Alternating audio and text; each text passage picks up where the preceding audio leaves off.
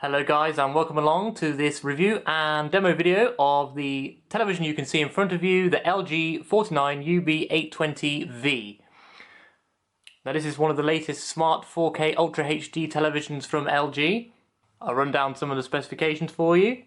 Obviously we know it's 4K, that's a 3840 by 2160 resolution. It's 100 Hz, it's got upscaling, it's a smart TV, so it's got BBC iPlayer, Netflix, that kind of thing. I'll show you that in a second. We've got Wi-Fi built in, there's 3 HDMI ports, a SCART port, component. I'll show you that in a second when I have a look at the back. It's got the magic remote. I'll give you a quick demo of that, that's really cool. Let's start by physically having a look around the television. In the middle you've got the LG logo, and just behind there is the power button. You've got a stand at either side. A lot of televisions have got the stand in the middle, whereas this has got 1 foot either end. Gives it a unique look. The bezel is really small on this television, you'll see in a minute when I give you a demo. Back we've got a LAN cable, a headphone jack, AV in and out, optical in and out, satellite in, aerial and cable in, that's for your Freeview. A couple of HDMI ports down there at the bottom, and then up the side here we've got another HDMI port and 3 USBs. Remote control wise, this LG television comes with 2 remote controls. You've got the standard LG Smart TV remote there, nothing exciting about that. But you also get the LG Magic Remote. This works a little bit like a Nintendo Wii, where you point it at the screen and an arrow comes up. It's also got all the basic functionality of volume, that kind of thing. It's mainly for controlling the smart stuff and selecting things in menus. I'll give you a little demo in a minute. We start a television. Life's good. The standard remote works in a similar way to what you would expect. It's got a guide button at the top there to bring up the EPG, left and right buttons for selecting in the menus, an OK button, volume buttons. It's really pretty bog standard. So here's the magic remote. Now all we need to do to activate the magic remote is to shake it, and the arrow comes up on the screen, as you can see. If I go into the menu by pressing home, we can now see that we can move the arrow around the screen using my hand, much like a Nintendo Wii, with almost the same accuracy of a Nintendo Wii actually. This is the Smart Hub you can see here, so this has got all different things, all the apps that you can install. You can install new apps as well from the App Store. It's got iPlayer, Amazon, Netflix pre-installed, Channel 5 on demand. Obviously this is going to vary based on the country you're in. From here you can get to Time Machine, so that if you've got a hard drive, USB hard drive, you can plug it in and you can record stuff straight onto that. You can browse the internet by going to that. Brings up a browser, you can go on anything you like, let's say the BBC homepage. Have a little picture-in-picture there of the television that you were watching, and there's the internet. By going the X in the top right hand corner. Takes us back to the Smart Hub. Let's go for a little demo of the EPG. If I just go press guide on the remote, you can see me there, hello. So here's the EPG. Unlike the Samsung TV I used to have, it doesn't show a little picture-in-picture in the corner of the channel you were watching. It doesn't even have the sound of it if you have it unmuted. But the EPG is really quick and responsive. You can use it with the Magic Remote or with the normal remote as I'm doing here. It shows you what's on now, descriptions. The little red bar that you can see going down the slide is how far through the show we are. So it's currently 6:42, and that's how far through the Hollyoaks we are, if you're into that kind of thing. It's really easy to reorder these channels because obviously this has got a Freeview HD tuner, so to begin with the HD channels weren't tuned as 1, 2, 3, 4, 5. Kind of annoying, you have to go into the settings and change it. I'll probably do another video on how you do that. And I've obviously changed this one to have the HD channels as 1, 2, 3. If I switch to the Magic Remote, give it a shake, it turns on. I can now select things using the Magic Remote. Exactly the same way as you would a normal remote. In fact, you can probably do it a lot easier.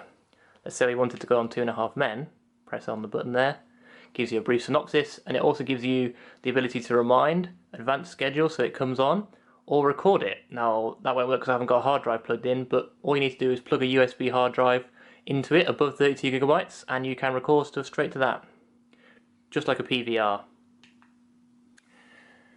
You're probably not getting on the video quite how good the picture quality of this is. This is BBC One HD, it's just showing a preview reel because the regional news is on. you can see the slim border around the outside. It's really only about a centimetre thick, the bezel. Means you can pack a lot more screen size into a smaller space.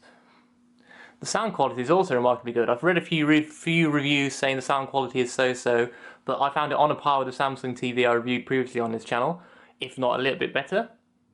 There's plenty of options, optical, HDMI for plugging in soundbars, speaker systems, that kind of thing. So let's go for a little run through of the settings menu. You can see all the different settings you can change then. If I press settings on the remote, it brings up the remote control. If I bring up the arrow, I can point to different things. Sound, you've got all the different sound options. Volume modes, they've got like different picture modes, for example sports viewing, time, clock, options. This is for your like regional settings, so you can choose which region you're in. If you don't want the region you actually are in, you can view someone else's. Network options, so this is all about the Wi-Fi access. Miracast, which is when you can transmit your Android device onto the television directly. Give it a name on the network. If we go out of that, we'll give you a little quick demo of some of the smart functions. Here's the Smart Hub. These are the apps we have installed. You can go left and right. Plex is installed. That's a really good media server. The easiest ones to look at are BBC Iplayer. That's something that many people use. This runs really quickly actually compared to my Samsung television. Loading. BBC Iplayer. So from here, it's a standard BBC Iplayer interface. Sometimes the magic remote goes off, you have to wave it around a bit. Doesn't appear that you can actually use the magic remote on Iplayer, which is unfortunate. We try the other remote. I can probably select there you go. So from there you can select all the different channels, catch up TV, that kind of thing. It runs a lot quicker than on my Samsung TV. Still a little bit sluggish though. I think I'm yet to find a television where Iplayer isn't a little bit sluggish. I'm a bit disappointed that you can't use the magic remote in Iplayer actually. I guess that's a BBC thing. These settings will be the same as we've just seen, yeah. There's David Williams in full view. You can go on the user guide down here. This gives you all sorts of detailed instructions in slightly broken English about how all the different functions work, all about recording, smart TV, all the options and program guides, etc. I'll let you read through that, so I'm sure it's available online. On the remote control there is a rather handy My Apps button you can press, and it brings up all of the quick links to all the different apps that you can change what's in here as well. So this has got settings, internet, you can put Iplayer in here if you want, Time Machine, which is where you view the things you've recorded.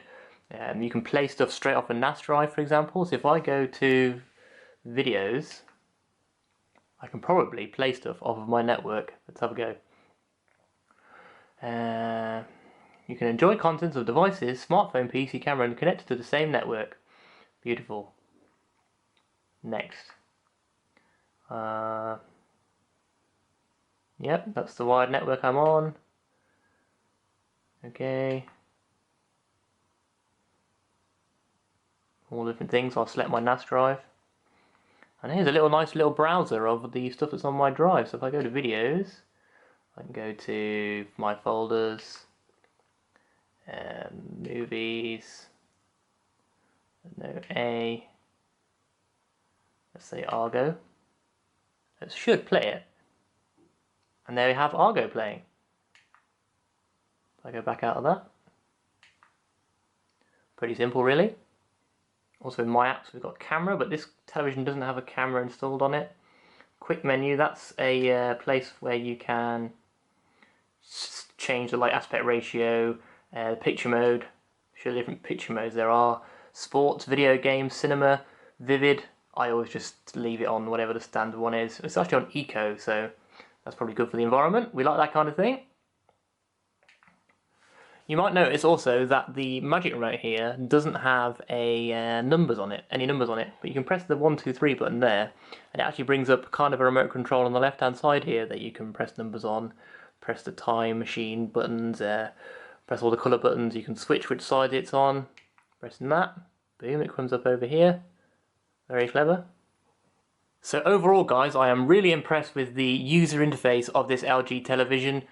All the menus work really well, they're really smooth, and the addition of the Magic Remote makes it really simple to navigate. And the picture quality is awesome. I mean, I haven't got any 4K sources, but I'm sure that would be amazing. I've only got 1080p through my network drive. It's got Netflix 4K on it if you subscribe to Netflix, so that's a really good thing. If you've got any questions, guys, please let me know in the comments. I will try and answer them as quickly as I can. I know these kind of videos often make a lot of questions about the interface and what they can and can't do. If you have been, guys, thank you for watching. Please hit a like on this video and share it if you really enjoyed it. And hit subscribe up here to be notified of my next videos. I'll be doing a couple of videos on setting this up in a couple of different ways, how to reorder the channels. And if you have been, thank you for watching.